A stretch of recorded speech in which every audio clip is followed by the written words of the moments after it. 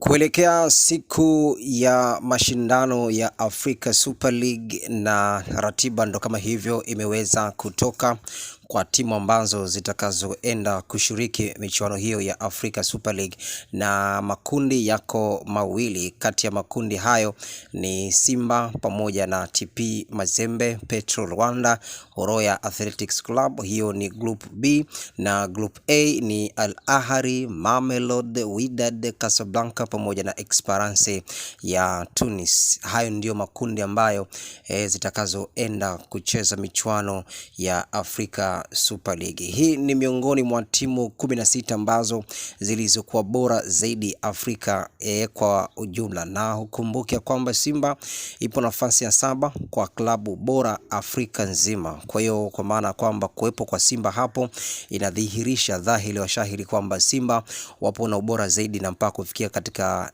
nafasi hiyo ya 7 kwa ubora zaidi. Nafasi ya kwanza ikishikiliwa na Al Ahly, au ndio Giant Afrika, na tunafahamu kwamba Al Ahly wako bora zaidi Afrika. Mamelodi, Wydad, Esperance ya Tunis wapo katika kundi moja ambalo poti B kuna Simba, TP Mazembe na Petro Rwanda pamoja na Horoya. Taarifa zikieleza kwamba Simba wao wamekutana na klabu ya Mamelodi Sundowns, na Simba wao pia wamekutana na wao. Kwa hiyo kwa poti A wamekutana na Mamelodi, na poti B kuna Simba. Kwa hiyo kwenye poti A wa kwanza na kwenye poti B wao watacheza michuano hiyo ya ufunguzi wa Africa Football League. Kwa hiyo poti B kuna Simba na poti A kuna Mamelodi. Simba kwenye poti A yeye ndio wameshika nafasi ya kwanza, na Mamelodi Sundowns kwenye poti A wao wameshika nafasi ya pili. Kwa hiyo Al Ahly yeye atacheza na TP Mazembe, na Petro Rwanda yeye atacheza na Esperance ya Tunis, na Wydad Casablanca yeye atacheza na Horoya. Kwa hiyo makundi ndivyo ambavyo yalivyoweza kupangwa kwa minajili hiyo. Tuanze kwa kikosi cha Simba wao kwenda kucheza na Mamelodi Sundowns. Kwa hiyo unadhani kwamba Simba wao wataenda kuipeperusha bendera ya Tanzania kwenye michuano hii ya Africa Super League? Kwa haraka unaweza ukasema kwamba Simba wao wanaingia kwenye mashindano haya ni kama underdog, kwa maana kwamba ukitazama kwenye linki ile ya poti A kuna Al Ahly, Mamelodi, Wydad, Esperance ya Tunis, na poti B kuna Simba, TP Mazembe pamoja na Petro Rwanda, Horoya. Kwa hiyo ukitazama tu poti B unaona kabisa hawa ni underdog, na ukitazama kwenye poti A unaona kabisa hawa ni Giant Africa. Al Ahly wao watacheza na TP Mazembe. Kwa hiyo unaona kabisa ni jinsi gani TP Mazembe ana mlima mzito kwenda kucheza na Al Ahly. Kwa hiyo Simba wao wataenda kucheza na Mamelodi Sundowns, na mchezo wa kwanza utapigwa hapa katika ardhi ya Tanzania. Kwa hiyo unaona jinsi gani kwamba Simba ana mlima mzito kweli kweli kwenda kucheza katika kombe hili na Mamelodi Sundowns. Mamelodi Sundowns msimu uliopita kwenye kombe la klabu bingwa barani Afrika wao walitoka kwenye michuano hii ya hatua ya nusu finali. Nusu finali walicheza na Wydad Casablanca, na vile vile walitoka kwa sheria ya kuruhusu magoli mengi katika uwanjao wa nyumbani pale Afrika ya Kusini, wao wakitoka suluhu ya 2-2. Kwa ukitazama kwa minajili hiyo unaona kabisa Mamelodi Sundowns itakuwa ni timu bora zaidi ya Simba. Simba wao wanaingia kama vile ni underdog kwenye michuano hii, lakini pia Simba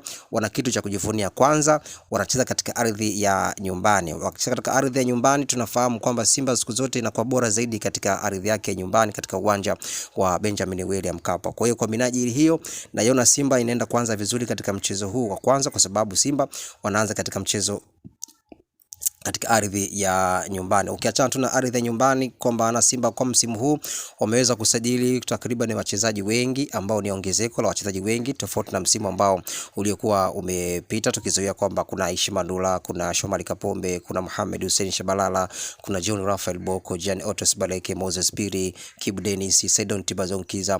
Kwa hiyo lakini kwa hivi sasa Simba wao wamewasajili wachezaji wengi ambao ni kuja kwa ajili ya kufanya ile rotation kwa ajili ya kupokezana katika mashindano haya ya club ya michuano ya Africa Football League. Ukianza kwenye kikosi cha Simba, na imani kwamba kama Manula atakuwa bora zaidi akitoka katika majeraha, basi nina imani kwamba Manula atakuwa number 1 katika golikipa katika miamba mitatu, bila kumsahau Shomari Kapombe, Mohamed Hussein Shabalala, Chemalon Fondos, Inonga, Sadio Kanuti, Saidon Tibazonkiza, Fabrice Ngoma, Baleke, Chota Clatous Chama, bila kumsahau Kibu Denis. Hiki ndicho kikosi ambacho mimi binafsi nakiona kabisa Simba kinaweza kwenda kuchuana vizuri tu na pamoja na Mamelodi Sundowns. Ukitazama kwenye ile squad ya wachezaji ambao waliobaki nyuma, na waona kabisa kuna Will Onana, kuna Luis Mixon, na muona kabisa kuna Klamo Albin, naona baadhi ya nyota wengine nao pia wapo kwenye kikosi hiko cha Simba. Lakini vile vile ukienda kwenye kikosi cha Mamelodi Sundowns, tukitazama kile kikosi ambacho kilikuwa kimepita msimu uliopita ambao Mamelodi wamecheza na Wydad Casablanca, na imani kwamba Simba bado pia watakuwa na mlima mzito, kwa sababu Mamelodi Sundowns kikosi ambacho kimecheza na Wydad Casablanca ni kikosi ambacho kimedumu takriban misimu miwili. Kwa hiyo kuna maongezeko ya wachezaji wapya, sawa, sikatai, lakini pia ukitazama tu wachezaji 11 ambao waliokuwa wameanza, na imani kwamba Simba bado watakuwa na nafasi ngumu sana kuelekea katika michuano hiyo ya siku za huko mbeleni. Ukianza na golikipa Pietesa, ambaye huyu ni golikipa ambaye ni bora zaidi pale katika ligi ya PSL kutoka pale Afrika ya Kusini. Lakayo Onyango, Deruk Morena, Jali pamoja na Mokoena, Domingo, bila kumsahau Kapinga, Zwane pamoja na Shalulile.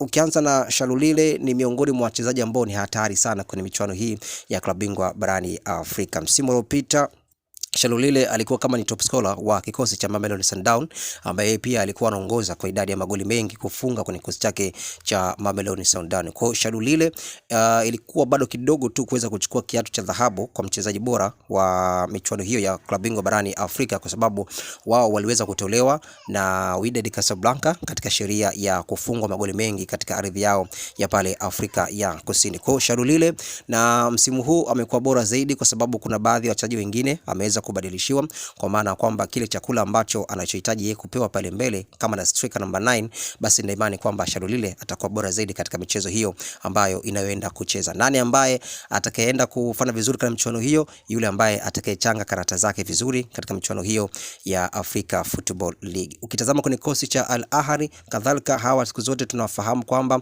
kwa michuano ya Afrika wao huaga hawana gadogo. Wakielekea katika michuano ya Kiafrika huwa wanakoga vizuri zaidi, kwa sababu wao wamewekeza, si tu ya kuwekeza bali tu wanajua kile ambacho wanachokifanya.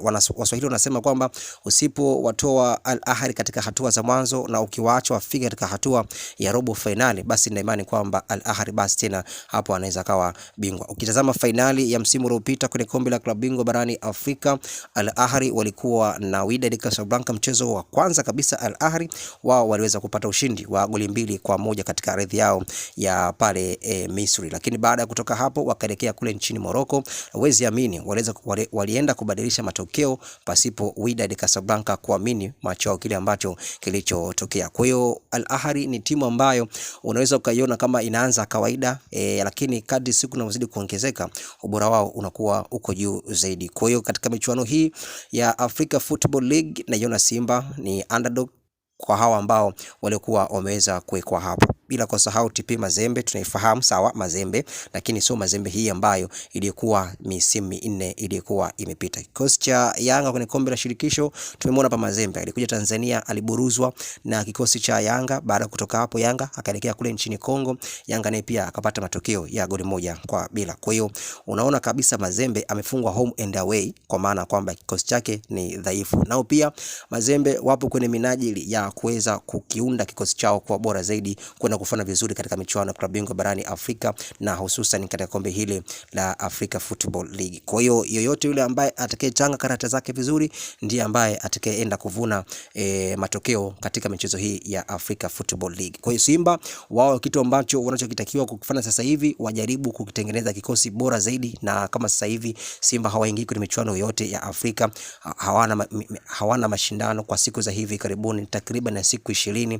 Kwa hiyo wanahitaji kuwekeza vizuri zaidi nguvu zao, wanahitaji kuweka ubora kikosi chao, na ukumbuka kwamba mchezo wao wa kwanza kwenye hatua ya pili kwenye kombe la klabu bingwa barani Afrika, Simba wanaenda kucheza na Power Dynamo kutoka pale nchini Zambia. Kwa hiyo Simba tungoje na tusubiri kwamba Simba wao wataichanga karata yao vizuri, na kocha Robertinho na imani kwamba kama ataichanga karata yake vizuri, basi naiona kabisa Simba inaenda kufika katika hatua za mbali zaidi, ikiwa bado wana mlima mzito sana kucheza na Mamelodi Sundowns katika mchezo huu wa kwanza, ambao mchezo huu utapigwa katika ardhi ya Tanzania. Kwa hiyo South Africa itakuwa dhidi ya Watanzania. Mwaka 1992 South Africa ndio imepata uhuru, kwa maana kwamba Mwalimu Julius Kambarage Nyerere ndiye ambaye aliyeongoza vita hii ya kuwapa uhuru wa pale South Africa. Kwa jinsi gani tunaenda kucheza na ndugu zetu, kwa maana kwamba tumewasaidia katika kutetea uhuru wao katika ardhi hile ya South Africa. Kwa hiyo sisi tumepata uhuru mwaka 1961. Kwa hiyo jinsi gani sisi tumekuwa tumebobea kabisa katika kupata uhuru.